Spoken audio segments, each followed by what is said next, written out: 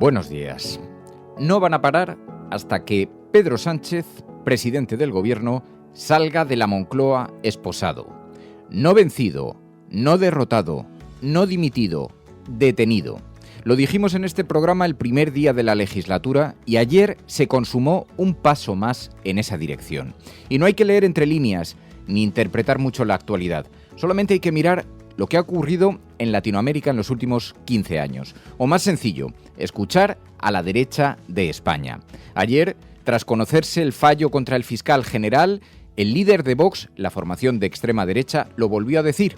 Según su mensaje en Twitter, Sánchez será el primer presidente de España que acabará en la cárcel. Lo repito, lo dijimos en la cafetera el primer día de la legislatura. No van a parar hasta que Pedro Sánchez, presidente del gobierno, salga de la Moncloa esposado. No vencido en las urnas, no derrotado, no dimitido, detenido. El que pudo hacer, ya ha hecho. Los que pueden hacer, están haciendo. La fotografía de lo ocurrido lo describe perfectamente Alberto Pozas y Elena Herrera en eldiario.es. La foto es el retrato de los poderes que mandan en España. A un lado del estrado hemos visto acusado al fiscal general del Estado designado por el gobierno de Sánchez. Y al otro lado del estrado hemos visto acusándole al abogado de la pareja de Isabel Díaz Ayuso y a las acusaciones populares, entre ellas organizaciones ultra como Manos Limpias, Hazte Oír, Vox, y han conseguido que se condene sin pruebas que se conozcan a todo un fiscal general del Estado. Ayer Martín Pallín, juez emérito del Tribunal Supremo, lo describió así. El fallo es lo más parecido a un golpe de Estado tipo Lula en Latinoamérica. Los magistrados son activistas políticos, no conservadores. Así que sí, si todavía no entendemos lo que está pasando, es que estamos ciegos. Ayer, día en que se celebraban los 50 años de la muerte de Franco, el Estado Profundo envió un mensaje. Españoles, Franco no ha muerto. La Cafetera. Dirige Fernando Berlín. ¿Quieres un café? En el programa La Cafetera de Radio Cable. La ha entrevistado Fernando Berlín en La Cafetera. Esta mañana en La Cafetera de Radio Cable. Porque con las cosas que había dicho, que yo le oí la grabación del programa de Fernando Berlín. A questão climática é uma coisa hoje muito séria que coloca em risco a humanidade. Cuidar do clima é cuidar da manutenção e da existência do planeta Terra, porque ainda não encontramos outro lugar para nós sobrevivermos. España no tiene nada que ver con ese supuesto plan de paz o ideas para la paz. Entiendo que es una cosa que dice la prensa entre Estados Unidos y Rusia. La Unión Europea tampoco ha estado involucrada. Ellos dicen, no, Nicolás les ofreció que lo dejaran 2 años más. Y ellos se creen su vaina, lo escriben ellos, y ellos se creen su vaina. Miren, nada, de nada, absolutamente de recontra nada, puede poner en riesgo la revolución bolivariana. Entonces esto, ¿cuál negociación? ¿Cuál negociación? Esto son unos roles gafos. Otro de los mensajes claros. La población migrante contribuye en igualdad de condiciones a la financiación del Sistema Nacional de Salud, puesto que desde el 1986 el Sistema Nacional de Salud se cubre por financiación a través de impuestos. La población migrante paga impuestos igual que la ciudadanía española, por lo tanto contribuye de manera equitativa. Presidenta, ¿por qué no prueba a condenarlo? ¿Sabe usted lo que es condenar el franquismo? Es condenar las torturas en la Puerta del Sol y no negarlas. Es condenar los trabajos forzados en Cuelgamuros. Es condenar los campos de concentración para las personas LGTBI. Es condenar las fosas comunes que hicieron de sepultura indigna para 114.000 españoles. Dígame, ¿qué de todo eso es lo que le molesta a usted? Nací en democracia y aprendí de aquellos españoles, padres y abuelos, que no querían ni una España ni la otra, que pertenecían a esa inmensa mayoría de españoles que nunca quisieron la guerra civil, que nunca vivieron de la guerra civil. Y es más, que hoy temen, padres y especialmente abuelos, que volvamos a los males del guerracivilismo. Porque para condenar la guerra civil, primero hay que condenar la antesala. Y la antesala de la guerra civil es levantar un muro entre españoles. Pero yo le voy a pedir una cosa, señor presidente. Por favor, desclasifica. Yo sé que usted no lo puede todo, pero hasta donde usted pueda, y sé que hay una ley, en fin, sé cómo funcionan las cosas, pero hasta donde usted pueda, desclasifique todo lo que haya. Hasta donde usted pueda. Todo. No va a cambiar nada la interpretación del golpe de Estado, porque la verdad la sabemos. Y los de los bulos y las bolas van a seguir contándolas. Pero al menos tendrán un instrumento menos al que agarrarse. Porque la democracia no es un Estado que se conquista de forma permanente. Es un privilegio, y subrayo, además, es un privilegio que debemos defender cada día. ¿Y de qué debemos defenderlo? A mi juicio debemos defenderlo de nostalgias infundadas, de intereses económicos, de ataques que van cambiando su forma. Hoy son campañas de desinformación y también abusos de poder. Buenas tardes. Como saben, hoy hemos conocido el fallo relativo al juicio en el que estaba acusado el fiscal general del Estado, Álvaro García Ortiz. No se ha hecho pública la sentencia y, por tanto, no la conocemos. A la espera de conocerla, de leerla y de analizarla en detalle, el Gobierno tiene el deber legal de respetar el fallo, pero también el deber moral de decir públicamente que no lo compartimos. La separación de poderes es lo que la sentencia revela que se ha visto completamente atropellado.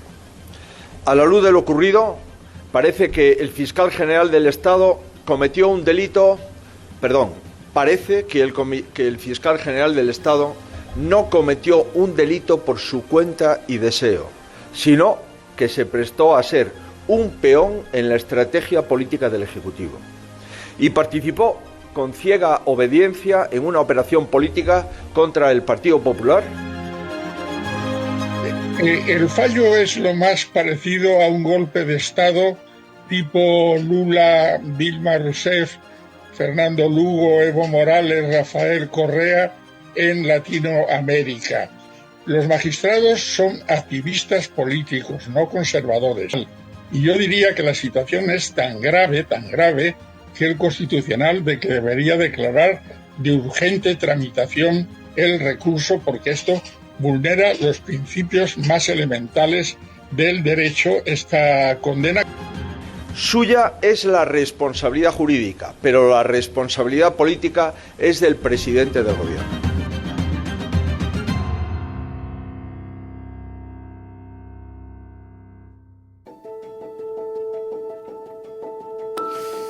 Bueno, pues muy buenos días, bienvenidos a este programa del viernes. Los viernes son un día especial, lo sabéis, porque a esta hora en la que escucháis el programa, yo estaré en algún oscuro callejón de la corte, blandiendo el sable en alguna tertulia, y donde los navajazos, donde los bajos fondos, los oscuros callejones del periodismo también se libran en directo. Pero por eso a lo largo de la semana confeccionamos este programa y una parte del mismo se graba a muy primera hora. Apenas ha salido el sol todavía, estoy sentado en el estudio con todas las portadas frente a la mesa y si hoy tenemos que elegir cuál es la portada más florida, la competencia iba a ser muy, muy reñida. El fiscal general condenado, dice el periódico El País. En el ABC, condenado, una gran foto del fiscal, pero la fotografía, la portada del periódico del Mundo, es un ejercicio, un retrato perfecto de el otro contrapoder que libra en España la guerra contra el gobierno de Pedro Sánchez, la prensa. En el periódico El Mundo, eso sí, con un ingenioso exfiscal general del Estado, es el titular que acompaña a una fotografía gigantesca de Pedro Sánchez, el presidente del gobierno. Si necesitáis más pruebas, queridos amigos, ayer los chats de los grupos del programa estaban ardiendo, después de conocerse esta sentencia que todavía no ha sido redactada. Conocemos simplemente el pronunciamiento final del Tribunal Supremo. El fiscal general del Estado ha sido condenado por revelación de secretos, por difundir datos privados de la pareja de Isabel Díaz Ayuso, la intocable Isabel Díaz Ayuso. La paradoja que tenemos que ver a una persona como Isabel Díaz Ayuso con tan extraordinario poder. Y decíamos antes en la apertura, efectivamente, el que pudo hacer, ha hecho. Si no lo hemos entendido todavía, los que pueden hacer están haciendo y desde luego no van a parar hasta que Pedro Sánchez, el presidente del gobierno, salga de la Moncloa esposado. Y no será vencido, no será derrotado, no será dimitido, tiene que ser detenido. Bueno, lo cierto es que ayer fue un terremoto, os lo podéis imaginar, lo podéis suponer, porque como decíamos en la entrada de este programa, la fotografía de lo que ha sucedido es atroz. Es el retrato de los poderes que mandan en España. A un lado del estrado, como acusado al fiscal general del Estado, al que gobiernan las acusaciones más graves contra el crimen organizado. De un lado hemos visto acusado al fiscal general del Estado y del otro lado a los acusadores, el abogado de la pareja de Isabel Díaz Ayuso, organizaciones como Manos Limpias, Hazte Oír, Vox, y han conseguido que se condene, sin pruebas que se conozcan, a todo un fiscal general del Estado, a pesar de los testimonios de un grupo de periodistas que señalaron directamente que la fuente de la filtración no era esa. Bueno, suponemos, estamos esperando a que el Tribunal Supremo decida entonces ir a por este grupo de periodistas, porque si no los han creído, deberían ir contra ellos. Bueno, el caso es que vamos a ver a qué se agarran. Cuando conozcamos la sentencia íntegra, se agarrarán a la nota de prensa, los indicios, o veremos, vaya usted a saber. Mientras tanto, en el periódico La Razón, Sánchez derrota y a la guerra total contra el Poder Judicial tras la condena al fiscal. Sánchez derrota y a la guerra total contra el Poder Judicial tras la condena al fiscal. No hay quien entienda este titular, pero es esta mañana el que lleva su portada el periódico La Razón. En el periódico La Vanguardia, el Supremo condena al fiscal general por revelación de secretos y, como digo, en la portada del periódico ABC, el Supremo inhabilita 2 años al fiscal general por filtrar datos reservados del novio de Ayuso. Moncloa se aferra al lawfare y al salvavidas del Tribunal Constitucional y está dispuesta a acudir a Europa. Claro, todo esto, la carrera del fiscal general ya se la han llevado por delante, su posición profesional se la han llevado por delante, al gobierno lo han empujado directamente al abismo. Ahora escucharemos al propio Núñez Feijóo señalando directamente como responsable máximo o último a Pedro Sánchez, el presidente. Pero, claro, aquí cada uno se posiciona con el partido con el que simpatiza. Y si hubiera habido 5 jueces progresistas, ¿alguien duda de que habría sido absuelto? Así que damos por hecho que como hay 5 jueces conservadores, se sentencia y se condena. Algo le pasa a la justicia, algo falla en la justicia. Y los mismos que hoy están aplaudiendo temen, se preocupan de que esto llegue al Tribunal Constitucional, porque creen que está desequilibrado y que ese tribunal es progresista. Así que al final ya veremos cómo termina todo esto, porque sí, habrá después recorrido, acudirán a Europa, Tribunal de Estrasburgo o donde en el Constitucional o donde puedan, y veremos cómo con estas pruebas. Ahora bien, deberíamos pensar, deberíamos reflexionar cómo se están alineando todos los contrapoderes frente a la democracia, cómo los conservadores, al igual que ocurre en el Tribunal Supremo de Estados Unidos, al igual que hemos visto el lawfare en Latinoamérica, cómo se están alineando todos para batallar contra las democracias en todo el planeta. Bueno, el caso es que esta es la gran noticia de la mañana, esta es la gran noticia del día. Ayer fue la gran noticia también a lo largo de toda la tarde, con numerosas reacciones. Vamos a escuchar algunas de ellas porque escuchábamos en la apertura del programa algunos pronunciamientos y sobre todo cómo describen esta sentencia personas con la experiencia de Martín Pallín. El fallo, dice, es lo más parecido a un golpe de Estado. Lo dijo ayer en Televisión Española. ¿Esto es un fallo justo o no? ¿Cómo lo lee usted? El fallo es lo más parecido a un golpe de Estado tipo Lula, Dilma Rousseff, Fernando Lugo, Evo Morales, Rafael Correa en Latinoamérica. Los magistrados son activistas políticos, no conservadores. A mí el único argumento que pueden utilizar, que no es propio de la meca del derecho penal, que es Friburgo de Brisgovia, es uno muy sencillo que yo he oído varias veces. No vamos a dejar con el culo al aire a nuestro compañero Hurtado. No encuentro otra razón para justificar la sentencia. se ha impuesto aquí algo que no es el derecho. Por supuesto. De todas maneras, queda abierto un incidente de nulidad de actuaciones por vulneración de derechos fundamentales antes de llegar al Constitucional. Y ahí se puede denunciar la vulneración de la tutela judicial efectiva. Ya sabemos que como el recurso es ante el mismo órgano, pues es como rascarle a un elefante, pero es un paso previo al Constitucional.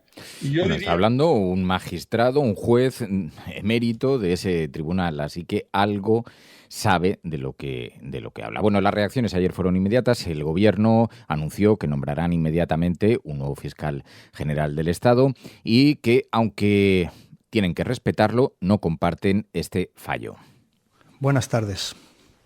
Como saben, hoy hemos conocido el fallo relativo al juicio en el que estaba acusado el fiscal general del Estado, Álvaro García Ortiz.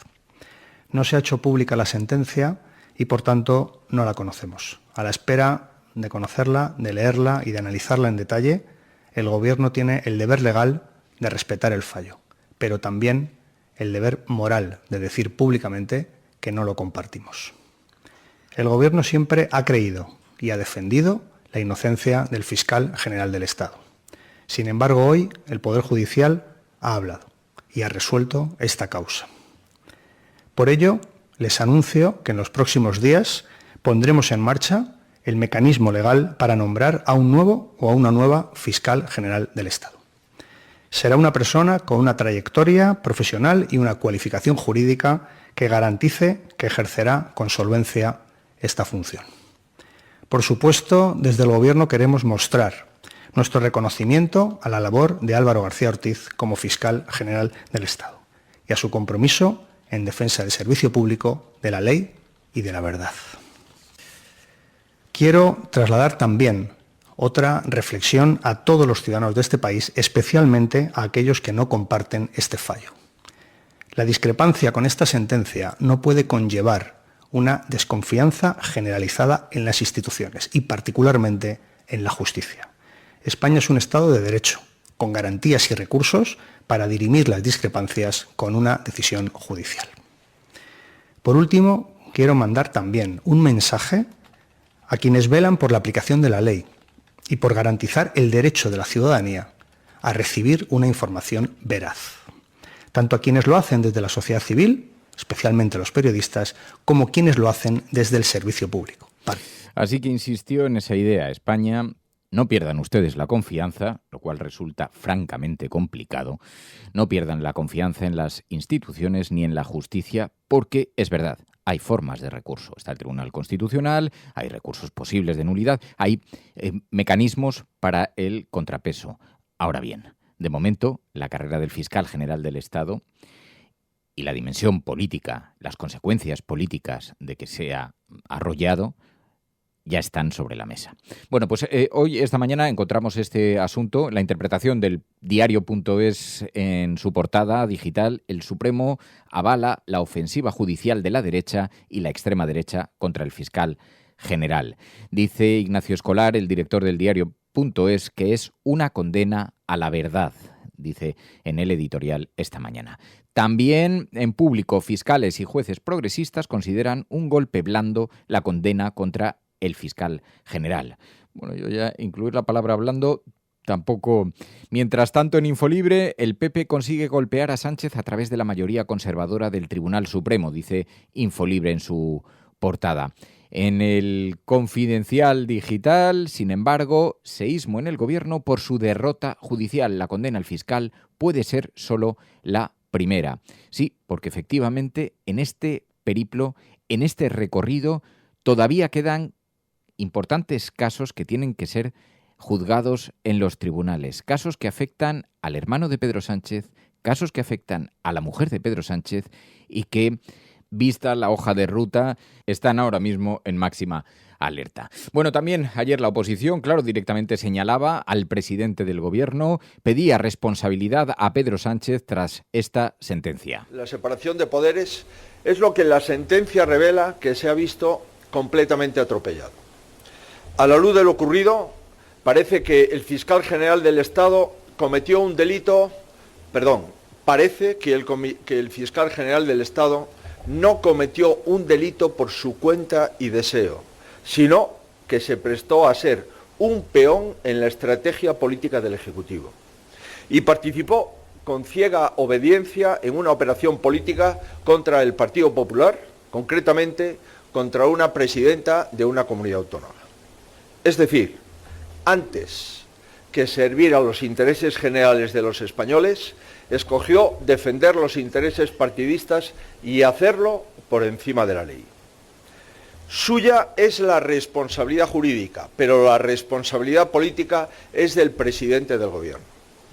Quien quiera hacer una lectura justa debe ver que la sentencia también implica a quien lideró este bochorno institucional de principio a fin. Un mínimo de decencia requeriría del señor Sánchez, en primer lugar, disculpas a la justicia y a la ciudadanía. ¿Quién le va a pedir perdón al fiscal?, repitió una y otra vez. Pues hoy tiene la respuesta: nadie. Es él quien tiene que pedir perdón a todos los españoles por nombrar a este fiscal, por utilizarlo para sus intereses y por manosear de forma tan burda las instituciones. En lugar de eso, lo que hay es un empecinamiento, uno más, en defender lo indefendible y en poner en cuestión un fallo prudente y ampliamente mayoritario, insisto, dentro del órgano juzgador. En segundo lugar, un mínimo de decencia requeriría disipar toda sombra de duda de una institución clave como es la Fiscalía General del Estado. Y evidentemente eso no puede garantizarlo ya ni la misma persona y con los mismos métodos que han ocasionado este bochorno. Bueno, pues así se pronunciaba la oposición, señalando directamente al presidente del Gobierno. La paradoja es que ayer, precisamente, cuando se conmemoraban los 50 años de la muerte del dictador Franco, ayer participaba Pedro Sánchez precisamente en una conferencia en el Congreso de los Diputados, en la promoción de un documental basado en el libro de Javier Cercas, Anatomía de un instante. Participaba en el Congreso de los Diputados y allí hizo un elogio a la democracia y señaló: cuidado, la amenaza contra la democracia está y sigue allí. Hoy, viendo lo que está pasando en el mundo, en nuestras sociedades, creo que más que nunca seguimos necesitando ese coraje. Porque la democracia no es un estado que se conquista de forma permanente. Es un privilegio, y subrayo, además, es un privilegio que debemos defender cada día. ¿Y de qué debemos defenderlo? A mi juicio debemos defenderlo de nostalgias infundadas, de intereses económicos, de ataques que van cambiando su forma. Hoy son campañas de desinformación y también abusos de poder. Así que el presidente del Gobierno señalaba este aspecto. Bueno, para que os hagáis una idea de cómo está el mundo, de cómo la extrema derecha está confrontando abiertamente contra la democracia, hoy nos despertamos también con un titular. Donald Trump insta a arrestar a 6 demócratas. Dicen que son sediciosos. Esos demócratas habían pedido al ejército que no acaten órdenes ilegales. Estos 6 legisladores demócratas que habían participado en un vídeo y habían señalado eso, habían pedido desobedecer órdenes ilegales dictadas por Donald Trump, resulta que han hecho estallar al presidente de los Estados Unidos, que dice que se llama conducta sediciaria del más alto nivel. Cada uno de estos traidores a nuestra patria debe ser arrestado y juzgado. No podemos permitir que sus palabras queden impunes. Perderemos nuestro país. Hay que dar ejemplo. Y buen ejemplo están dando a las extremas derechas de todo el planeta. Bueno, realmente esta es la gran noticia. En esta mañana habéis escuchado en el resumen de sonidos, en la cabecera, otros aspectos, otras derivadas de la actualidad. Y como sabéis, claro, esta noticia estalla, todavía no alcanza a las portadas, a las páginas de los medios de comunicación internacionales, pero como sabéis, los viernes hacemos en la cafetera un repaso a todas aquellas noticias que son recogidas en la prensa internacional y que retratan a nuestro país. Esta todavía no figura, lo irá haciendo en las próximas horas, ya tendremos tiempo de analizar cómo ve la prensa internacional este acontecimiento, este suceso, pero mientras tanto también, bueno, han ido sucediendo otras cosas en España que son recogidas en los medios de comunicación extranjeros. Programas de radio, de televisión en España, la prensa burlándose de nuestra propuesta. Podrán decir todos los periódicos del mundo lo que quieran. Que a democracia va a ganar. En España, el ex vicepresidente del gobierno... En España finaliza el recuento de votos en los comicios municipales y autonómicos con una participación del 64%. Rodrigo Rato is under investigation. Dejaré lo mejor de mí, para poder estar a la altura de la confianza que ustedes me han entregado. No olvidamos justicia, verdad, respeto. Seguimos. Pues ya sabéis que hacemos una lectura de la prensa internacional aquí en la cafetera para ver qué imagen han proyectado de España en el exterior a la mirada de los corresponsales internacionales, que nos sirve también para ver un poquito cómo ha sido el resumen de la semana. Con Pilar de la Peña, muy buenos días.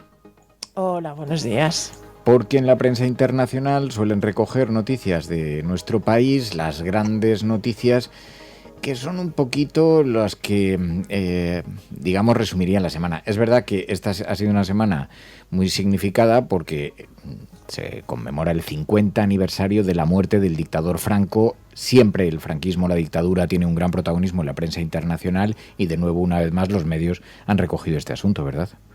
Se han volcado de manera masiva. Realmente es verdad que además Franco es una figura histórica. Todo lo que tiene que ver con la guerra civil como preámbulo de la Segunda Guerra Mundial es algo que está muy en el foco siempre de los medios internacionales y además, bueno, pues la forma de la transición, digamos el camino recorrido por España ha hecho que siempre también sea un tema del que está muy pendiente, y ya te digo que prácticamente todos los medios internacionales de cierto renombre y los que no tienen renombre también han, bueno, pues dedicado artículos a lo largo de toda la semana. The Economist, sin ir más lejos, desde el fin de semana pasado había publicado varios artículos, y otros han esperado al propio 20 de noviembre, pero toda la semana ha habido artículos y algunos muy interesantes porque reflejan un poquito cómo ven al país hoy, 50 años después, medio siglo después de la muerte del dictador, cómo ven la transformación. Ahora, si quieres, te digo algunos de los titulares porque hay algunas expresiones que utilizan muy llamativas. También un poco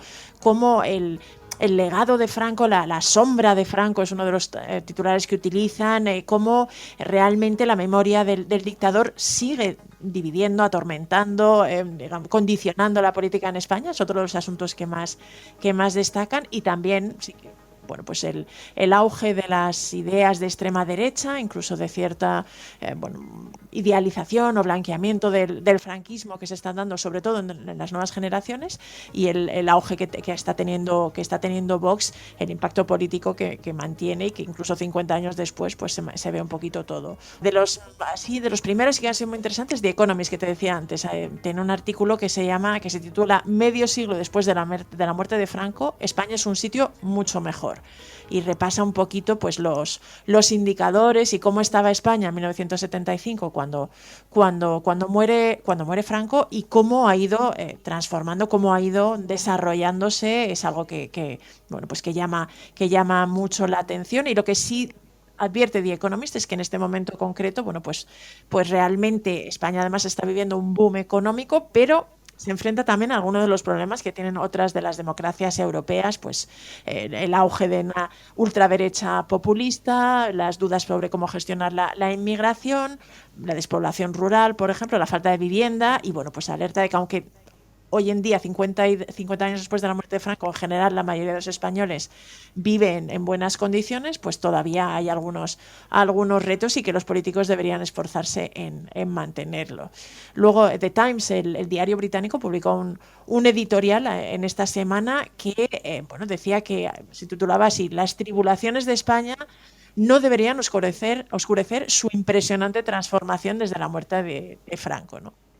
Incidía un poquito, recogía también algunos de los estándares de vida y de la situación en la que estaba España. Es llamativo porque decía que algunos de estos estándares de vida y los indicadores fueron artificialmente debilitados por la dictadura, ¿no? Pero ponía de relieve la rapidez con la que España pues había salido, había florecido, decía, y además señalaba que no era evidente, no parecía inevitable, ¿no? que esta transformación que había vivido España y cómo había hecho la transición a la democracia, pues seguía siendo una de las grandes historias de éxito en Europa.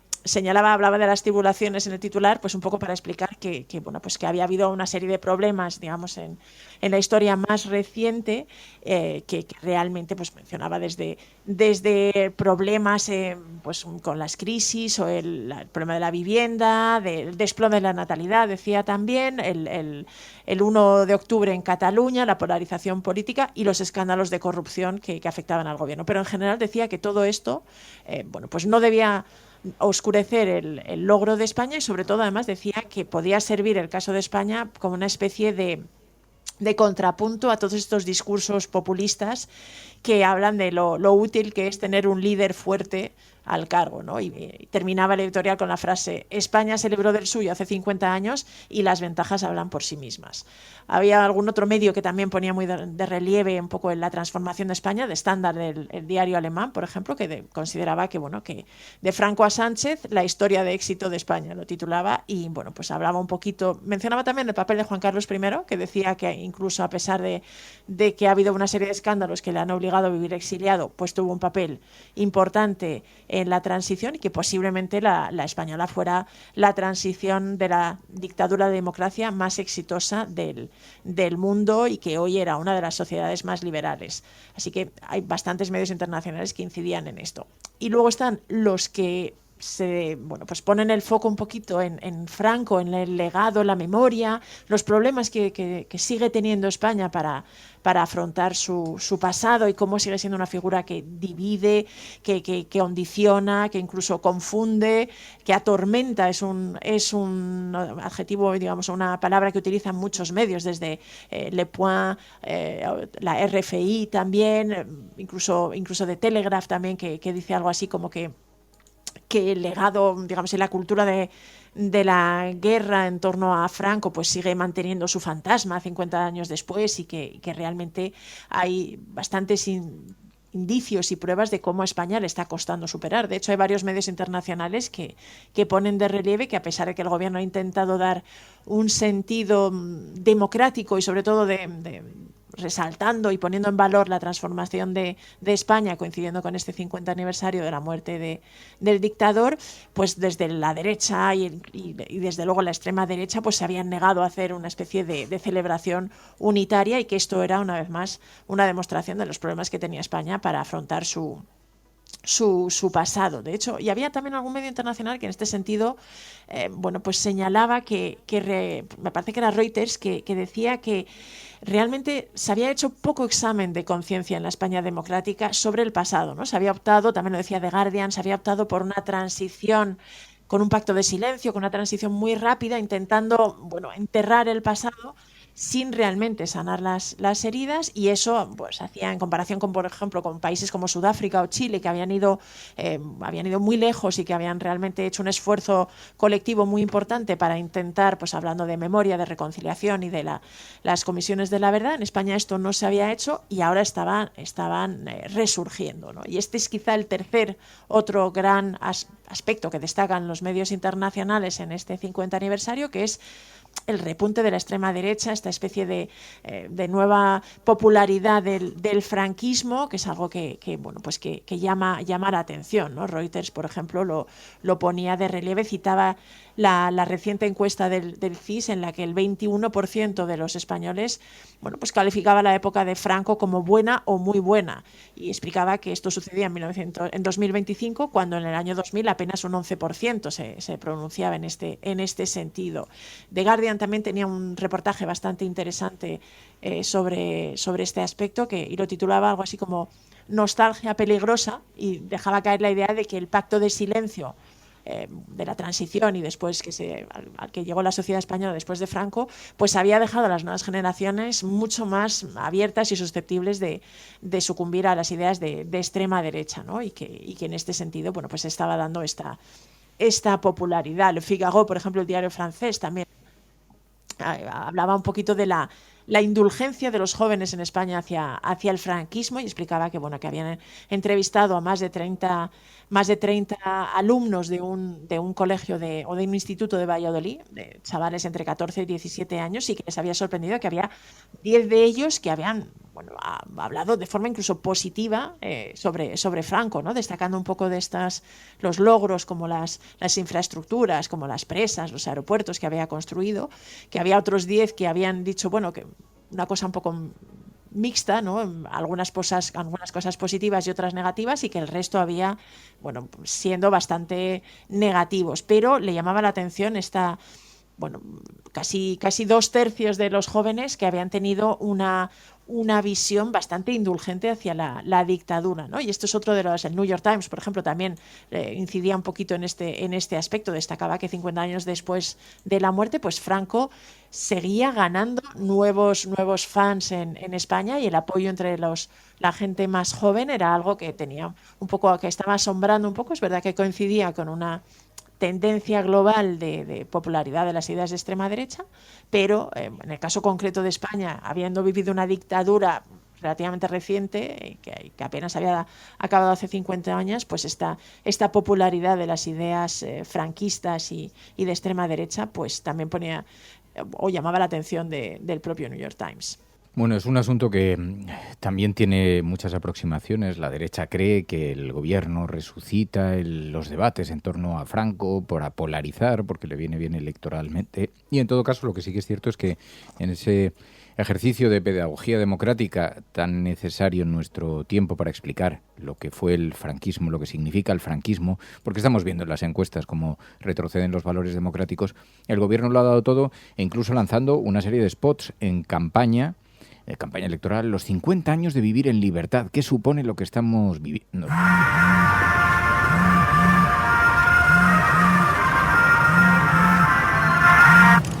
Dime, bro. Poder opinar. Poder creer. Poder no creer. Poder operarte sin tener un seguro privado. Poder abortar. Poder ser de derechas, de izquierdas, de centro. Poder ser de nada. Poder casarte. Poder divorciarte. Poder ser monárquica o poder ser republicana. Poder frenar el odio. Poder morir con dignidad. Poder haber llegado en patera y que tu hijo juegue en la selección española. Poder ser nacionalista, progresista, conservador, incluso terraplanista. Poder cuestionar la información. Poder cuestionar a los poderosos. Poder cuestionar este anuncio. Poder luchar por lo que crees. Poder querer. Poder ser. La democracia es tu poder. Defiéndela. 50 años de España en libertad. Gobierno de España. Porque parece mentira que se haya olvidado tan rápido, porque parece que fue hace mucho tiempo, pero la dictadura, la muerte de Franco también dio paso a la transición, donde los efectos, la pena de muerte hasta el año 1975 seguía vigente. Los preservativos no fueron legalizados en España hasta muchos años después. Aquí vivimos enormes retrocesos, y que esas heridas parezca que se olviden tan rápido. Bueno, pues en ese ejercicio de pedagogía democrática también se abre cierto debate. En todo caso, es uno de los asuntos que esta semana tomaba protagonismo en la prensa internacional. Luego hay otros. La economía sigue estando muy presente. También incluso hay alguna tesis que apunta que, irónicamente, aunque hay parálisis parlamentaria, eso le está viniendo bien a la economía española. Lo dice algún medio, ¿no? Dice el Financial Times, lo dice Bloomberg, porque realmente con las previsiones del déficit presupuestario, el déficit público que tiene España, resulta que hay bastantes medios internacionales que subrayan que España está eclipsando a Alemania, el tradicional paradigma y digamos ejemplo y el arquetipo de país que siempre cumple el déficit y que además intenta imponer esta regla y el respeto sacrosanto al déficit en la Unión Europea. Pues resulta que el déficit de España, en concreto para 2026, va a estar probablemente por debajo del de Alemania, ¿no? Esto es algo que empezó destacando el Financial Times, pues explicando que incluso se refería, luego se ha actualizado la previsión, pero la primera previsión del gobierno español hablaba que por sexto año consecutivo se iba a reducir el déficit en España, que algunos medios internacionales recordaron que llegó a estar en el 11% del PIB cuando digamos en los momentos más complicados de la crisis del euro, y en 2025 iba a estar en el 2,5% y la previsión era del 2,3% en 2026, que además luego esta semana la ha incluso recortado al 2,1% el Ministerio de Economía. Pero explicaba que ese 2x3 para 2026 es inferior al de Alemania, porque Alemania tiene una previsión del 3,1% de déficit en 2026. Y esto que parece un detalle menor, pues claro, en una situación, siendo España además uno de los países que estuvo tan señalado a nivel europeo, con el famoso, junto con Italia, Grecia y Portugal, con los famosos PIGS que se decía de la economía de los países del sur de Europa, pues que ahora la situación fiscal era infinitamente mejor en estos países que lo que era en las tradicionales grandes locomotoras como Alemania y Francia, ¿no? Y en este sentido el Financial Times ponía de relieve esto. La Tribune, por ejemplo, también otro diario francés, decía que España eclipsaba a Alemania y además ponía de relieve que seguía superando y, digamos, mejorando los pronósticos económicos, ¿no? Esta idea de milagro económico o boom de envidia económica que es España en la actualidad, pues con los datos de crecimiento y que está teniendo, que es algo que insisten y recalcan en general los medios internacionales.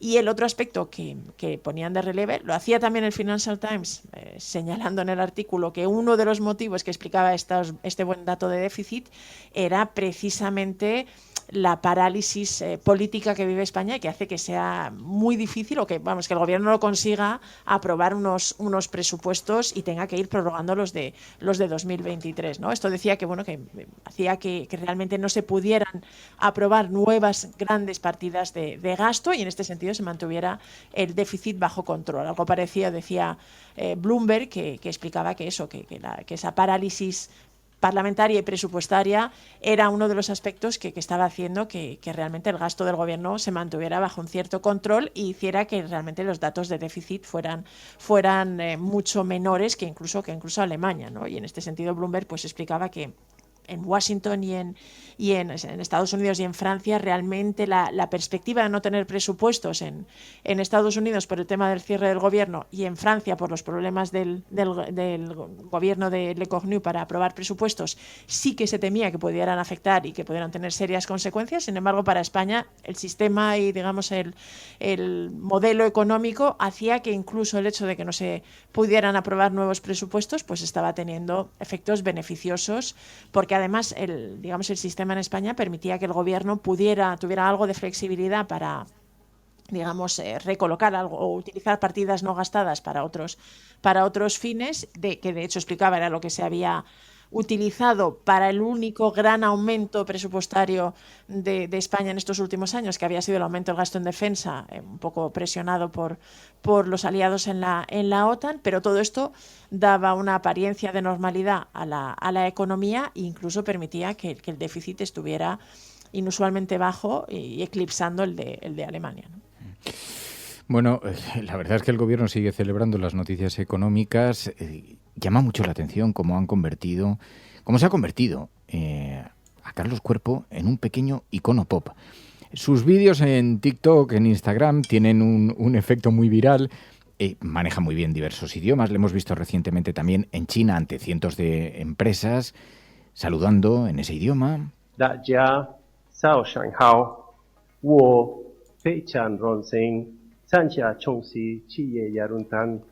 Y todas estas intervenciones, todos esos vídeos en los que revisan al alza nuestra previsión de crecimiento, tienen, como digo, bastante retuiteos. Nuestra previsión para el año 2025 hasta el 2,9%. En línea, como saben, con los principales analistas, tanto domésticos como internacionales. Sin ir más lejos, ayer mismo la Comisión Europea actualizó sus previsiones para 2025, también hasta el 2,9%, al igual que hizo ya hace unas semanas el Fondo Monetario Internacional, o incluso algunos analistas están por encima, como AIREF, con un 3% para este año. Como ven también, mantenemos unas previsiones por encima del 2% a medio plazo. Pero bueno, la intensidad de la política local, nacional, es tal, la polarización, la crispación, que pocas veces se sacan a relucir los datos positivos de la economía española, que finalmente también nos beneficia, independientemente de la contienda política, nos beneficia a todos. Oye, luego hay otros... Un pequeño apunte, Fer, un pequeño apunte sobre Carlos Cuerpo. Es posible que vuelva a sonar su nombre para presidir el Eurogrupo, digamos, en la reunión de ministros de Economía de la Unión Europea. No sé si recordarás, hubo un momento que se especuló con que Nadia Calviño, cuando era la ministra de Economía, optó a ser la presidenta, salió derrotada frente a un candidato irlandés, pero este candidato irlandés ha anunciado que renuncia y ahora se va a volver a abrir la carrera para presidir el Eurogrupo, que bueno, que es un cargo de cierta responsabilidad y que además permite un poco marcar agenda, y se habla de que Carlos Cuerpo es uno de los candidatos mejor colocados para optar al puesto. Bueno, pero luego hay otros asuntos que también han llamado la atención de la prensa internacional. Hemos visto cómo España bate su récord de población. Alcanza los 49,4 millones de habitantes y en gran parte tiene que ver con la inmigración legal y asumida. Es lo que ha destacado Libération, el diario francés. Es verdad que hace unos días el Instituto Nacional de Estadística, el INE, reveló que la población española a 1 de octubre de 2025 había alcanzado los 49,4 millones de habitantes. Y es el récord histórico, es decir, es la primera vez que se llega a este nivel de población, y que incluso esto abre la puerta a poder superar la barrera simbólica de los 50 millones en 2026, ¿no? Y este dato era recogido por el diario francés, pero destacando que el gran factor que había impulsado este crecimiento de población en España era la inmigración, y que además era una inmigración legal y asumida, era lo que ponía de relieve en el titular, ¿no? Igual que hablamos mucho de cómo los medios de comunicación internacionales pues están destacando el éxito macroeconómico de España y todos estos datos de crecimiento y de estrella de Europa a nivel europeo, también el tema de la inmigración es el aspecto que están poniendo de relieve y que les está llamando la atención, porque además España sigue siendo uno de los pocos países que en este aspecto mantiene un discurso diferente, ¿no? Mucho más integrador, con una visión más positiva. Y Libération lo que ponía de relieve es que esta idea también estaba contribuyendo al aumento de población en España, ya que realmente pues estuviera solucionando algunos de los problemas que precisamente el envejecimiento y demográfico pues estaba teniendo a nivel de laboral, a nivel de pensiones, que todo esto hacía que realmente España estuviera apostando por una política migratoria mucho más integradora, y este aspecto es lo que ponía de relieve el diario francés, ¿no? Daba algunos de los datos del INE y algunos de los datos de población, como que por ejemplo en el tercer trimestre de este año había habido 105.000 nuevos habitantes en España. Casi todos o la mayor parte se provenía de América Latina, porque explicaba que había unas facilidades para que los ciudadanos de América Latina accedieran a la nacionalidad, y en este sentido citaba los datos que en el último que en este tiempo había habido sobre todo de Colombia, de Venezuela, de Perú, algunos también unos cuantos de Marruecos, pero en general ponía de relieve que realmente todas estas facilidades para la inmigración, y el hecho de que además viniera de forma legal y en muchos casos incluso con puestos de trabajo o con facilidad para conseguir trabajo, pues estaba haciendo que la integración también fuera mejor, y que aunque había algunas tensiones, pero que en general la inmigración tuviera una cierta visión positiva por sus efectos en economía e incluso frente al envejecimiento de la población. A ver si algunos toman nota. Bueno, tengo alguna... Luego lo escuchamos más en la agenda de la cafetera. Siempre reservamos un capítulo para Isabel Díaz Ayuso. Siempre reservamos alguna una pequeña cápsula, pero en estos días también, ¿quién se ha pronunciado sobre inmigración? José María Aznar. El que defienda que hay que expulsar a todos los inmigrantes, que es una cosa que yo he oído, pues tiene que decir quién va a hacer aquí el trabajo que hacen los inmigrantes. A lo mejor los que lo defienden eso se ofrecen voluntarios para hacer su trabajo, pero no lo sé. Bueno, luego sí que exigía una inmigración legal, ordenada, y entonces ahí ya metía la delincuencia, ya tocaba diferentes palos, no desaprovechaba la ocasión, pero en el discurso también utilitarista, que tiene un punto de clasismo, Aznar se quedó corto respecto a Isabel Díaz Ayuso, o sea que vais a flipar cuando hablemos de eso, algunos ya lo habréis escuchado, pero el resto vais a alucinar en colores ahora cuando demos paso a la agenda de la cafetera, que hay otras noticias también. Pero mientras tanto, en la prensa internacional, luego además de esto, además de, digamos, el récord de población y el peso que tiene la inmigración, también se han fijado en España en las cooperativas renovables. Parece que están haciendo una revolución energética y combatiendo la pobreza energética, Pai. Sí, The Guardian, nada menos, el influyente diario británico, le dedica un reportaje en concreto a una pequeña cooperativa energética que ha surgido en Taradell, en la localidad catalana, y donde realmente un proyecto pues surgido primero inicialmente, además explican, de 4 activistas y que luego ha ido creciendo hasta tener más de 111 miembros, pues han ido realmente protagonizando una pequeña revolución energética, dice, a nivel comunitario, a base de fomentar, digamos, la instalación de paneles solares en edificios, además en este sentido con la ayuda de los fondos del gobierno y del IDAE, pero en polideportivos, en edificios municipales, para poder proveer energía limpia y sobre todo barata a la que pueden acceder sobre todo familias de bajos recursos, ¿no? Que las cooperativas energéticas es verdad que llevan bastantes años en España intentando fomentar además la instalación de parques solares, eólicos, digamos de energía que sea de fuentes limpias y renovables, y ahora había habido también esta variante que en concreto impulsaban desde Taradell Sostenible, que es el nombre de esta pequeña cooperativa, para que pudiera también beneficiar a las personas que estaban en situación de pobreza energética, ¿no? Y en concreto pues explicaba cómo esta cooperativa en concreto cómo funcionaba, cómo tenía un precio diferente para las personas que estaban en situación de vulnerabilidad por todo esto, y que además gracias a los fondos de la Unión Europea redistribuidos por el IDAE, pues se estaba pudiendo realmente dar esta solución que realmente estaba ayudando y beneficiando a muchísimas personas. Explicaba que algo parecido estaba, que no únicamente en Cataluña, sino en muchos pueblos y muchas localidades españolas se estaba optando por estas pequeñas cooperativas que además daban solución a nivel local, evitaban algunos de los problemas de contaminación o digamos de los problemas asociados a las grandes infraestructuras de tanto solares como eólicas que a lo mejor tienen mayor contaminación y mayor dosis de emisiones a la hora de transportar la energía, pero en este caso concreto eran pequeños proyectos que beneficiaban a la población local, y ponía también de relieve que en la isla de Ons, en la isla gallega de Ons, había también una cooperativa en este sentido que estaba fomentando la instalación de paneles solares como una solución para los hogares vulnerables y en general como una solución frente al cambio climático. Y también decía que era una buena opción para afrontar posibles apagones como el que tuvo España en abril de 2024 y que hizo correr ríos de tinta, ¿no? Pero esta pequeña revolución comunitaria energética que estaban protagonizando las cooperativas en España era destacada por el diario británico. Bueno, hay una cápsula de café, le vamos a dar, ya sabéis, el café aromático, que las mañanas elegimos algunos fragmentos de intervenciones en otros programas, en televisiones, en radios, que nos parecen que son lúcidas y que merecen ser destacadas.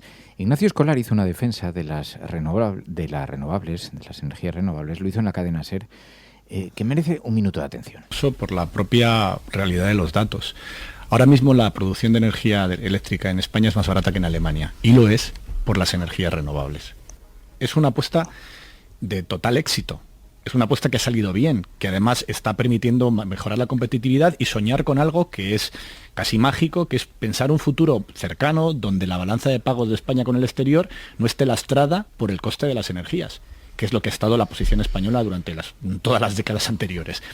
Y yo entiendo que Donald Trump en Estados Unidos, desde la derecha, niegue la agenda climática porque tiene gas y porque tiene petróleo que quiere vender al mundo y porque sabe que eso es una ventaja competitiva para Estados Unidos. Pero no entiendo la posición de la derecha española, que se dice patriota, pretendiendo ser patriotas importando energía de fuera, cuando tenemos energía limpia, renovable, accesible e infinita. Es decir, es de estas cosas que casan fatal con la propia definición de alguien que dice esto de que España es lo importante, que España es lo primero, que no entiendo cómo la extrema derecha está obsesionada con boicotear precisamente el tipo de energía que nos puede hacer libres como país. Y que permite romper con la dependencia histórica que ha tenido España de la energía que viene de fuera desde siempre, desde que existe la era industrial en España, desde que el carbón no fue el único elemento que teníamos a mano, que era necesario. Entonces ahí yo creo que puede tener relación, aparte de lo que indica de la mala relación con Teresa Rivera, con la agenda del PP y las negociaciones que tiene en Valencia. Está vendiendo el PP a través de algunos medios que esta vez no va a haber ninguna concisión con la violencia de género, porque van a ser todas con la agenda climática. Porque el clima, la agenda climática y como la derecha enarbola también como elemento de confrontación energías como la nuclear frente a las energías renovables de las que España podría ser una potencia global, pues son muy llamativas. Bueno, luego hemos visto también algunos medios internacionales que se han fijado en un viejo sueño, el túnel entre España y Marruecos. Y dicen que se ha revitalizado, Pilar. Pues sí, la verdad es que medios como Le Monde, como MSN, como Jeune Afrique, que es un digital norteafricano, han puesto de relieve, además de la prensa marroquí, que también lo ha destacado. Yo no sé si tú habías visto esta noticia en la prensa española, ha pasado un poquito con poco, digamos, ha tenido poco recorrido, pero al parecer el gobierno español encargó a una constructora alemana, que tengo que leerte el nombre porque realmente es bastante, que se llama Herrenknecht, algo así, que es una de las mayores fabricantes de tuneladoras y de tecnología para hacer túneles en el mundo. Le encargó un estudio para saber si el soñado túnel o la posibilidad, el proyecto de establecer un túnel subterráneo entre España y Marruecos, que es un viejo sueño que, según explican algunos, se remonta al siglo XIX, pero que sobre todo impulsó Hassan II y Juan Carlos I en los primeros años de la transición, pues sí era posible, ¿no? Y al parecer ha habido esta constructora alemana, pues ha dicho que es técnicamente realizable, que es complicado, pero que es técnicamente realizable, ¿no? Y esto ha sido recogido primero por varios medios marroquíes y luego, ya te digo, pues por Le Monde, en concreto el diario francés, que hablaba un poquito de cómo este viejo sueño había sido reactivado y que explicaba que era una idea que se remontaba al siglo XIX, de abrir una comunicación fija por tierra entre los dos continentes, en este caso además, que había ido un poquito avanzando y un poquito a imagen de lo que había sucedido con la idea del túnel bajo el canal de la Mancha, y que sobre todo, los reyes Hassan II y Juan Carlos I pues habían intentado fomentarlo como un sueño. Sería un túnel que uniría a los dos países, pero sería para comunicación ferroviaria, es decir, un túnel permitiría recorrer la distancia y cruzar el estrecho de Gibraltar por vía terrestre y no por vía marina o por el aire, ¿no? Que era un gran sueño que había y que ahora esta constructora y este estudio había hecho que el proyecto volviera a estar sobre la mesa. Ya te digo que explicaba Le Monde, por ejemplo, y que lo recogía también Jeune Afrique, que era un proyecto de finales de los años 70 que habían intentado impulsar Hassan II y Juan Carlos I y que nunca había sido abandonada del todo por los gobiernos de España y Marruecos, pero que siempre se había quedado un poco aparcado y dejado de lado por los altos costes y sobre todo por las dificultades técnicas, ¿no? Porque se decía que realmente hacer el túnel en concreto por una de los tramos que implicaría, pues técnicamente era muy complicado, pero este estudio de esta constructora alemana pues abría la puerta y hacía que hubiera vuelto a estar sobre la mesa. MSN, por ejemplo, el digital estadounidense, decía que el estudio de viabilidad señalaba que era posible, pero que era muy complejo, ¿no? Y en este caso concreto que estará sobre la mesa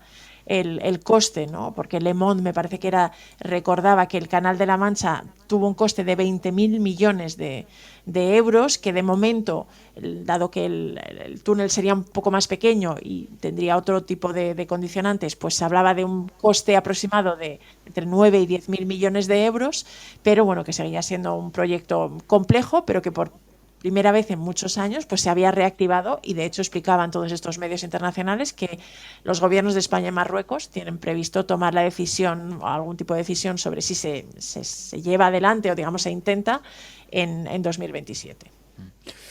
Bueno, pues así está el retrato que hace la prensa internacional sobre nuestro país, queridos amigos. Levántate con ganas, que el mundo hoy no se acaba. No dejemos la esperanza en la caja de Pandora. Siente el nuevo día y deja ya las... Y vaya semana hemos tenido. Bueno, ayer hicimos un programa especial sobre los 50 años de la democracia española sin Franco, desde la muerte del dictador. La verdad es que llegaron muchísimos mensajes. Pido disculpas a aquellas personas que no hemos podido incorporar sus notas de voz porque fue un aluvión de recuerdos, algunos directa o indirectamente a través de su propia mirada, otros pues los recuerdos que tenían de sus padres o de lo que sucedió en su entorno, en su colegio. Y es verdad que mucha gente nos escribió, nos comentaba, nos advertía también de los jóvenes, el franquismo. Buenos días, cafetera. Pues digo yo que igual tiene algo que ver en el hecho de que haya tantos jóvenes diciendo que con Franco no se vivía tan mal. El hecho de que en tantos y tantos institutos el temario esté planificado de tal modo que se llega a final de curso y con suerte se ha tocado la Segunda República. Yo soy del 91, con lo cual yo fui a bachiller entre 2007 y 2008, pero prácticamente con todas las personas con las que hablo me cuentan lo mismo, que se llega al final de curso y con suerte se ha empezado a tocar la guerra civil, pero no se estudia la guerra civil, no se estudia el franquismo, porque no da tiempo. Y por otro lado, bueno, el hecho desde que tengo uso de razón nos estén diciendo cada vez que queremos poner el franquismo encima de la mesa que estamos revolviendo fosas y reavivando el espíritu guerra civilista, bueno, pues de aquellos barros estos lodos. Saludos. Gracias, Nico. Y un montón de testimonios, un montón de mensajes. Ha sido una semana que en parte ha estado marcada por esto. También hemos visto cómo Cerdán abandonaba la prisión, que era puesto en libertad por el juez. Dice que ya no puede destruir pruebas, que no hay posibilidad de que eso suceda. Y, bueno, motivo de cierto alivio para un partido socialista que se escudaba en eso, aunque los cargos son graves. Hemos visto además su relación con Acciona, la constructora, las mordidas del 2%, el debate que se ha abierto en torno a esto.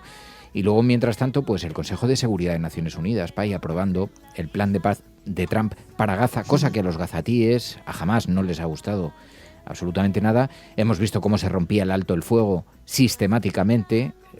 Esta semana mismo ha habido bombardeos. Creo que además han roto el alto el fuego 400 veces.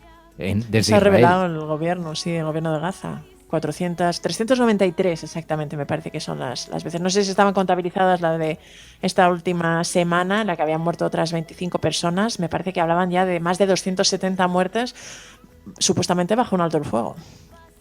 Así que hemos tenido, bueno, en el programa pues hemos tratado todos estos asuntos, todos estos capítulos, pero hay muchas noticias nosotros que vamos recopilando, que forman parte de lo que llamamos la agenda de la cafetera, porque pasan a páginas interiores. Son noticias que los medios no destacan, no tienen mucha relevancia, aquí las contamos, pero es verdad que merecen protagonismo propio. Y así que los viernes hacemos un poco de recuento. We will make America safe again. Ante Dios Todopoderoso, Venezuela. Por ahí hay un payaso. Lo primero que tiene que hacer o tenía que hacer es convocar a elecciones. Esas caritas del domingo. Lo que vamos a disfrutar el domingo con los progres. Me taché a Podemos de populista. Ahí me equivoqué. Pero el Partido Popular sí que tiene que tener credibilidad para hablar de corrupción, porque es nuestra seña de identidad. Y aprovecho la ocasión para invitarte a que acudas al acto de presentación de Vox en Barcelona. Pues este jueves, no sé si estaré yo, pero alguien de Ciudadanos seguro que acude, porque la cordialidad, de verdad, o sea, no es porque estemos, la gente que nos conoce fuera del plató sabe que esto ha sido siempre así. El cielo no se toma por consenso, el cielo se toma por asalto. Yes, we can. Yes, we did. vamos a proceder a la exhumación de los restos del dictador Franco del Valle de los Caídos. El enemigo es Daesh, el terrorismo yihadista. Más allá de la agenda setting está la agenda de los oyentes de la cafetera. Buenos días, cafeteros. Buenos días, cafetera. Buenos días, mundo. Creo que la revolución dicen que será feminista o no será, y yo apunto, además, que será ecologista o no será. Hagamos que se nos oiga, hagamos que se nos conozca. Buenos días, Resistencia. Buenos días, cafetera. Buenos días, Resistencia.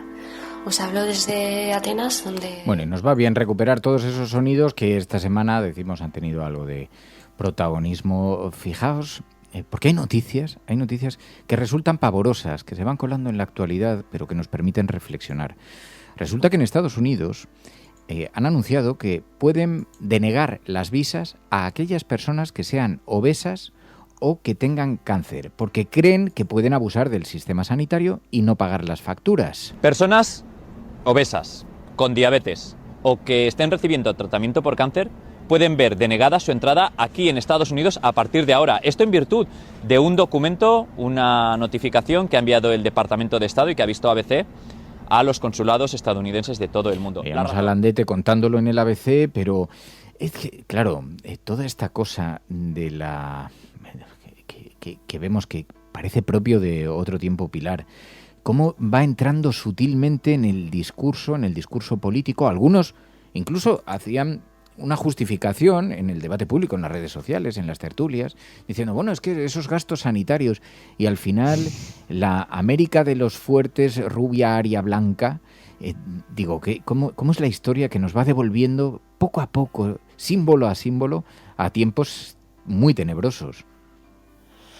Es llamativo que además hablen del temor a los gastos sanitarios cuando Estados Unidos es un país donde no hay seguridad social y donde su propia población en muchos casos se ve abocada a la pobreza porque no pueden pagar sus gastos sanitarios, porque no hay apenas ayudas, incluso personas con seguros médicos, si tienen varias rachas o varios problemas, pues se ven en una situación muy complicada. Había un reportaje esta semana de la BBC muy interesante que hablaba de cómo, y hablaba incluso de casos concretos de personas que habían estado en posiciones muy importantes, sin embargo, habían tenido varios problemas de salud seguidos y se habían visto forzadas realmente incluso a recurrir a los programas de ayuda, de los programas gubernamentales de ayuda para alimentarse, porque no tenían suficientes recursos para alimentarse en un país como Estados Unidos. Así que llama la atención que este visado se niegue a las personas con cáncer, cuando, quizá en los países europeos, donde sí que hay, digamos, un sistema de salud pública universal, pues podría darse, pero en Estados Unidos llama la atención, ¿no? Probablemente tenga que ver con otros objetivos o con otros intereses, pero es verdad que realmente, porque además esta semana también vimos que en el fondo Donald Trump recibió en el despacho Oval al príncipe heredero de Arabia Saudí, a Mohammed bin Salman, y allí incluso aseguró, minimizó el famoso asesinato de Jamal Khashoggi, del periodista que fue asesinado, según la propia CIA, por orden de bin Salman, y sin embargo, Donald Trump intentó quitarle importancia y dijo que son cosas que pasan, básicamente porque lo que le interesa a Donald Trump es todo el tema del dinero, es decir, las inversiones, los acuerdos comerciales, entonces eso es superior a todo lo demás. Así que mientras puedan traer dinero en Estados Unidos, o inversiones, o digamos desarrollo económico, o sean, digamos, tengan capital, pues son bienvenidos, pero las personas, ya sea que tengan problemas de salud o incluso que tengan obesidad, pues pueden ver rechazada su visado. Es bastante más que simbólico, diría yo, ¿no? Esto es alucinante. Para el que no haya seguido ese capítulo, porque la actualidad nos va deglutiendo, nos va devorando a toda velocidad, pero Jamal Khashoggi era un activista muy crítico con la figura de bin Salman y Arabia Saudí, pero que vivía en el extranjero, vivía fuera de allí, vivía en Estados Unidos, escribía para un medio de comunicación como el Washington Post, quería casarse con su mujer, pero estaba en el punto de mira de la dictadura saudí. Y el príncipe saudí, bin Salman, según la CIA, cuando este señor fue a un consulado en el extranjero, en un país extranjero, en Estambul, en Turquía, se va a la embajada de Turquía a pedir unos papeles para poderse casar, va acompañado de su mujer, no sale, ¿dónde está? Bueno, lo han secuestrado dentro de la embajada, lo descuartizan dentro de la embajada, lo sacan en trozos y lo reparten por alcantarillas y por no se sabe dónde de Turquía. Imaginaos la mujer que está esperando durante horas cómo se produce toda la sucesión de esto, cómo el Washington Post, muchas organizaciones de activistas internacionales, porque era un defensor de la democracia y frente a la mano de hierro que ejerce Bin Salman en Arabia Saudí. Bueno, pues Donald Trump recibe a Bin Salman siendo un ciudadano que tenía todas las miradas, todos los focos puestos en Estados Unidos, porque residía allí, porque daba conferencias allí, porque era considerado uno de los columnistas del Washington Post de referencia en esas materias, y aún así dice, bueno, es que hay gente que es polémica y estos son asuntos que además no tienen nada que ver con este señor que tengo sentado aquí en el despacho Oval. Es todo, es una broma. O sea, que yo me imagino a la mujer de este hombre, a los familiares, a los medios de comunicación, donde viendo esta impudicia, es una verdadera tragedia lo que está pasando en Estados Unidos, pero va sucediendo y no ocurre nada. Ya, irónicamente, Donald Trump en este encuentro se mostró muy crítico con la periodista que, estando Bin Salman delante en la rueda de prensa, le preguntó por este asunto, por el tema de Jamal Khashoggi, ¿no? Y entonces Donald Trump se enfadó mucho con ella. Y alguno, me parece que era Pedro Ballín esta semana, recordaba en sus redes sociales que hacer preguntas incómodas y realmente que pongan en dificultades a los líderes políticos es uno de los, digamos, de los leitmotivs o de lo que debería ser el lema de cabecera de muchos periodistas, y fue precisamente eso lo que convirtió a Jamal Khashoggi en un periodista y un personaje incómodo según Donald Trump, el hacer preguntas, el cuestionar, digamos, la versión de los gobiernos. Y irónicamente, bueno, pues Jamal Khashoggi tuvo el final que tuvo y esta periodista estadounidense se vio prácticamente abroncada por el propio Donald Trump en el despacho Oval, e incluso insinuó que iba a volver a pedir que se le retiraran la licencia a su cadena para poder emitir. Luego, bueno, vamos a hablar de lo de Ayuso, que os lo he prometido, Ayuso y su discurso pro inmigración. Bueno, es que es una auténtica vergüenza. Pero es verdad que Trump también ocupa aquí línea tras línea y todas las semanas. Lo metemos en la agenda de la cafetera porque, aunque entra en el territorio de lo anecdótico, o él lo convierte en algo que parece anecdótico, pero la falta de respeto, el retrato a su perfil, a su carácter, llamó cerdita el otro día a una periodista en el Air Force One. Se giró, estaba de pie, compareciendo, con varias cámaras delante, se giró y le dijo, cállate tú, cerdita. Es que, o sea, el tipo está absolutamente desenfrenado, es un psicópata. O sea, no se me ocurre, imaginaos a un político español llamando cerdita a una periodista. O sea, genera mucho debate, mucha indignación. Es verdad que le estaba preguntando por el caso Epstein, en el que, bueno, pues es uno de los casos que le está haciendo bastante daño a Donald Trump, porque su nombre ha aparecido en algunos de los documentos, porque además es un caso en el que él ha abanderado y ha realmente abrazado a todas estas teorías conspiranoicas que hablaban de cómo había una gran élite, sobre todo del Partido Demócrata, aunque ya estamos viendo que también había muchos miembros del Partido Republicano que tenían vínculos y tratos con Jeffrey Epstein, pero Donald Trump lo intentó enarbolar porque era un asunto además que movilizaba sus bases y, sin embargo, bueno, pues ahora se ha vuelto un poco en su contra y le irritó sobremanera esta pregunta de la periodista hasta el punto de llamarla cerdita, ¿no? Pero es verdad que, fíjate, igual que con la periodista que le hizo la pregunta a Bin Salman en la Casa Blanca, tiene mucha facilidad para, pues señalar y mostrarse especialmente despectivo con las periodistas mujeres, que es otra de las lecturas que se está haciendo de estos incidentes. Intentan generar, amedrentar a los periodistas, pero con las mujeres se siente como más, reforzado, más autorizado a mostrarse francamente insultante.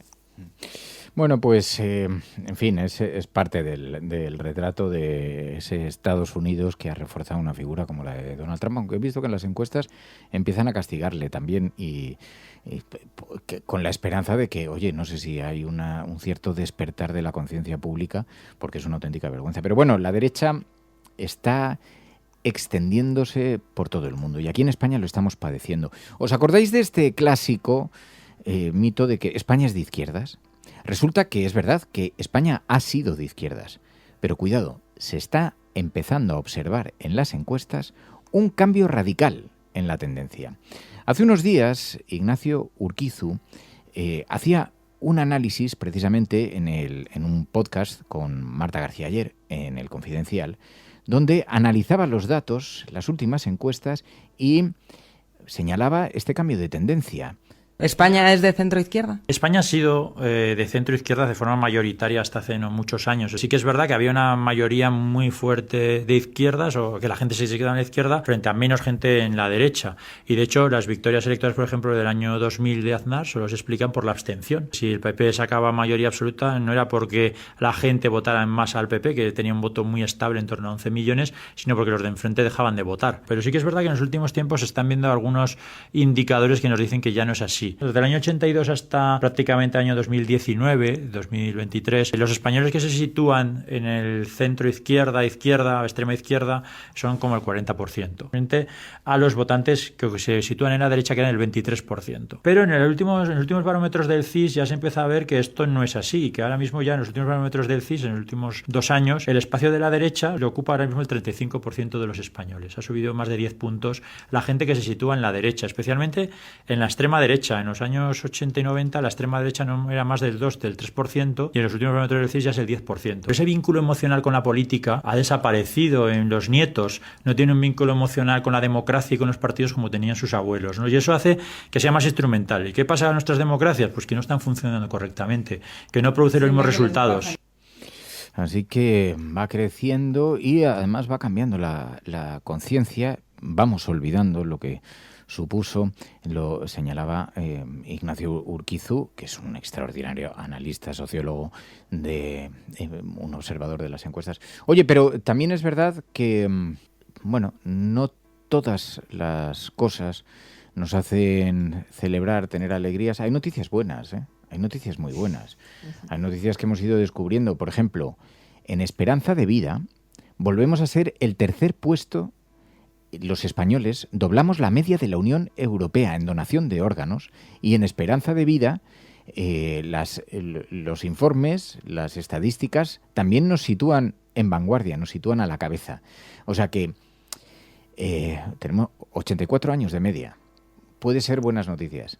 Lo digo por ir alternando un poquito las buenas noticias con las malas, porque también en materia de violencia de género, por ejemplo, hemos visto datos en estos días, o un informe de la OMS, que ponía en evidencia que, a pesar de la conciencia que es crecientemente colectiva en contra de la violencia de género, apenas ha disminuido en el mundo en los últimos 20 años, Pilar.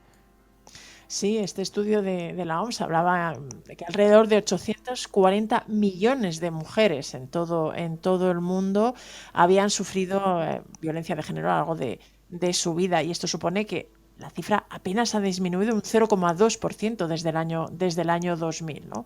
Y además el estudio de la OMS dice que probablemente estas cifras no reflejen la situación real, porque en muchos casos sigue habiendo un estigma a la hora de denunciar los casos de violencia de género, especialmente en algunos países del planeta. Hay también miedo a señalarla, y es un asunto que a pesar de que es verdad que se ha avanzado mucho en el reconocimiento, la denuncia de estos casos, pues se mantiene en el fondo esta lentitud y estos problemas para avanzar, ¿no? En el estudio hablaba también un poco de las regiones donde las tasas son más altas. Hay Oceanía, América Latina también tiene unos datos bastante negativos, y en general se ponía de relieve esta lentitud en el avance en la lucha contra la violencia de género. Fijaos en capítulos, en cuestiones que han pasado más o menos inadvertidas. Esto es un pleno de Manzanares el Real. Sucedió. El que habla, el que insulta, es un concejal del Partido Popular.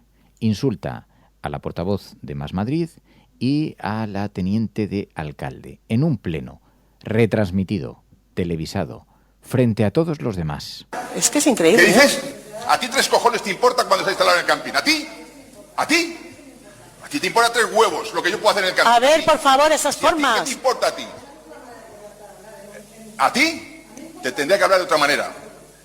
Tú no tienes que estar ahí porque tú te has ocupado de traicionar a tu compañera para estar ahí sentada. Sí, tú has consentido todas las traiciones. Así a ver, por favor. A callar. ¿Pero cómo que a callar? Te llamo al orden por tercera vez, abandono el pleno, por favor. No, no me da lo mismo, es que estas cosas no pueden quedar así. Gracias. Ridícula, a callar que estás más guapa, vete a la mierda, los insultos machistas que lanzaba Damián Guijarro, el concejal del PP en Manzanares el Real, la otra concejala municipal, durante un pleno de la semana pasada. Bueno, hasta esta hora no conocemos que haya pedido disculpas, aquí nadie se pronuncia, todo el mundo mira para otro lado, pero y todo a cuenta de que una compañera del pleno le reprochase que en el camping no sé si que es de su propiedad o que gestiona o no sé cuál es la historia, no tuvieran un desfibrilador. Un desfibrilador. Pero, buen desfibrilador será, ¿no? Pero es igual cuál es la razón, porque tuvo que ser expulsado del pleno. No es la primera vez, además, que lanza insultos de esta naturaleza contra una concejala del gobierno municipal. Ya lo habíamos visto, ha tenido mucha repercusión, pero es increíble que se calle, que se tolere esta dinámica del insulto constante y que salte además a la política y en un sitio con una impunidad extraordinaria. A pesar de esta... Y que se sienta en un pleno con legitimidad o que se atreva que realmente se atreva, a utilizar sabiendo que lenguaje. Sí, y sabiendo que además va a ser observado por este asunto. Oye, ¿qué ha pasado en Miss Universo? Porque hemos visto renuncias de jueces, hemos visto denuncias de que el concurso está amañado, un escándalo con Miss México donde uno de los, no sé si uno de los jurados, representantes, directores de tal, le montaba una bronca humillante en directo delante de todo el mundo. Ella mantenía bastante bien el tipo, bastante crítica, pero menudo lío tienen en ese concurso. Sí, la verdad es que el concurso Miss Universo de este año está siendo noticia, pero no precisamente para bien, ¿no? Hace unos días fue muy viral y se convirtió además en un escándalo internacional, pues un vídeo en el que el director del certamen en Tailandia, reprendía y realmente abroncaba prácticamente públicamente a Miss México, la representante de Miss México, que se llama Fátima Bosch, y pues este vídeo generó un gran revuelo. Ella misma también se quejó, le plantó cara, y esto provocó que el propio director tuviera que dimitir. Y ya, digamos, sembró un halo de polémica sobre el concurso bastante significativo, pero es que en las últimas horas hemos sabido que 2 jueces del certamen han renunciado en medio de acusaciones que el concurso está amañado, ¿no? Y que uno de los jueces, además, es el exfutbolista francés Claude Makélélé, que juega aquí en el Real Madrid, y él ha dicho que dimitía por razones personales imprevistas. Pero el otro juez que ha dimitido, que es un músico franco-libanés que se llama Omar Arfous, lo que ha dicho es que considera que realmente haya algún tipo de amaño y que realmente la ganadora y digamos la capacidad para determinar quién va a ganar el concurso estaba alterada y que en este sentido no quería formar parte de este jurado. Así que realmente la celebración de este año de Miss Universo está siendo bastante cuestionada y se está viendo salpicada por bastantes escándalos. Que nos parezca tampoco un concurso especialmente digno, esa exaltación de la belleza y ese rollo así clasista y un poquito caspa que tiene todo esto, pero es verdad que también que se están produciendo cambios allí. Bueno, no os vais a quedar sin escuchar a Isabel Díaz Ayuso, lo he dicho, lo he prometido. Ayuso intentó hacer un discurso pro inmigración para confrontar contra Vox, contra la extrema derecha, pero claro, Ayuso es Ayuso, en el tema del que esté hablando es igual, y le salió un corte de lo más clasista. Y los ciudadanos, donde van, es donde hay oportunidades, evidentemente. Lo malo sería tener un efecto expulsión, porque digo yo que alguien tendrá que limpiar en sus casas, alguien tendrá que recoger sus cosechas y alguien, señoritos de Vox, tendrá que poner los ladrillos de las casas donde luego vamos a vivir todos los demás. Así que...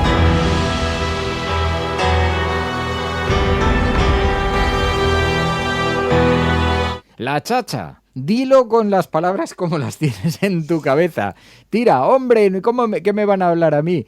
Esta cosa utilitarista que escuchábamos antes con José María Aznar, pero es que en su caso es que se le llena la boca. Oye, antes hemos escuchado, no ha sido, claro, vemos a Isabel Díaz Ayuso, tiene tantas perlas que dan para capítulos especiales y en este programa no podemos obviar cuando las cosas son. Dice Isabel Díaz Ayuso que se puede criticar la dictadura, pero que antes hay que criticar la antesala. Mira, es que yo nací en 1978, ¿verdad? Nací en democracia y aprendí de aquellos españoles, padres y abuelos, que no querían ni una España ni la otra, que pertenecían a esa inmensa mayoría de españoles que nunca quisieron la guerra civil, que nunca vivieron de la guerra civil. Y es más, que hoy temen, padres y especialmente abuelos, que volvamos a los males del guerracivilismo. Porque para condenar la guerra civil, primero hay que condenar la antesala. Y la antesala de la guerra civil es levantar un muro entre españoles para que... Ya. Para condenar la guerra hay que condenar la antesala, y hay mucha gente que teme, porque aquí huele a guerra civilismo. ¡Ay, cómo está la vida! Pues vaya semanita, Pai. Más o menos pues aguantamos, sí. Pero bueno. Por lo menos hemos sobrevivido a otra semana. Podéis utilizar el fin de semana para descansar. Muchas gracias, Pai, por el esfuerzo. Gracias a la Resistencia siempre. Y muchas gracias a los oyentes de La Cafetera por estar ahí y por su compromiso. Esto es La Cafetera. Si lo estás escuchando, eres La Resistencia y no estás sola. Recuerda que necesitamos tu ayuda. radiocable.com/mecenas. Nos vamos. Hasta el lunes.